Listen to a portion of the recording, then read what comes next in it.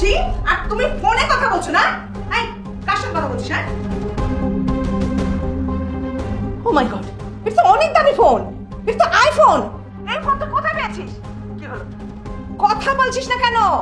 এই ফোন তুই কোথায় পেয়েছিস? এই আইফোন, এই দামি ফোন তুই কোথায় পেয়েছিস? তোর নাকি কেউ নেই? তুই নাকি এতিম, তোর মা বাপ নেই, তুই আমাদের বাড়িতে কয়েকদিনের জন্য আশ্রয় এসেছিস, কিন্তু এই ফোন তুই কোথায় পেয়েছিস সেটা বল। আমি মরে গেলেও তো আপুর নাম বলবো না, আপুর নাম বললে আরো বিপদ হবে। তার সাথে আমার নামটাই বলে দিই, যা যাবে আমার উপর দিয়ে যাক। সত্যি করে বল, এত টাকার ফোন তোর কাছে কিভাবে আসলো? আমার বন্ধু দিছে।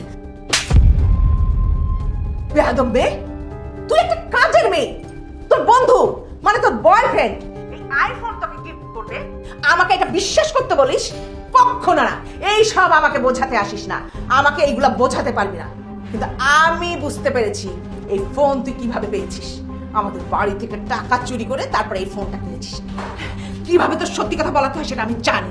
আজকে তোকে মারতে মারতে মেরে ফেলবো।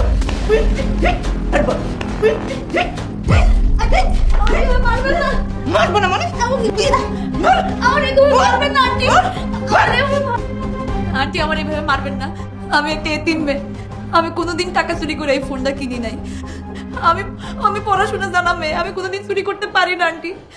আমি একটা কাজের ব্যবস্থা হইলে আমি আপনাকে বাসা ছেড়ে চলে যাবো। তাই না? তুই এখনো সত্যি কথা বলবি না? ঠিক আছে, সত্যি কথা তোর মুখ দিয়ে কিভাবে বের করতে হয় সেটা আমি ভালো করে জানি। আরে আজকে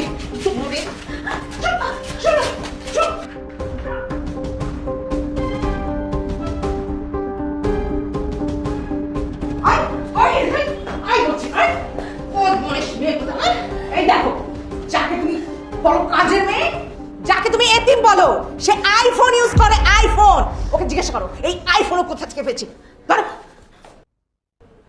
আইফোন ইউজ করে? আমি এত টাকার মালিক, আমি আইফোন ব্যবহার করতে পারি না নিজে, আমার মেয়েকে একটা আইফোন কিনে দিতে পারি না, আর আমার বাসার কাজের মেয়ে কিনা আইফোন ব্যবহার করে? দেখো না কোন মতলব নিয়ে তোমার বাড়িতে ঢুকেছে। তুমি তো ব্যবসার টাকা কোনো কিছু গুনে রাখো না, খালি বলো যে লস হচ্ছে লস হচ্ছে। লস কিভাবে হচ্ছে বুঝতে পেরেছো তো? এখন সত্যি করে বল, তুই এই আইফোনটা কিভাবে কিনেছিস? কোথায় টাকা পেয়েছিস? কি হলো, কথা বলছিস না কেন? এত টাকার ফোন তুই কোথায় পেলি বল। আমি তো বলছি আমার এক বন্ধু উপহার দিছে। বুঝতে পেরেছি আমি, সোজা কথায় কাজ হবে না। কাল সকালে পুলিশকে ফোন দেবে, থানা থেকে পুলিশ আসবে, তারপরে ওর কথা বের করবে। তুমি আজকের রাতটুকু ওকে ওর রুমে আটকে রাখো, কালকে সকাল হলে আমি পুলিশে ফোন দিচ্ছি, পুলিশ এসে ওকে ধরে নিয়ে যাবে।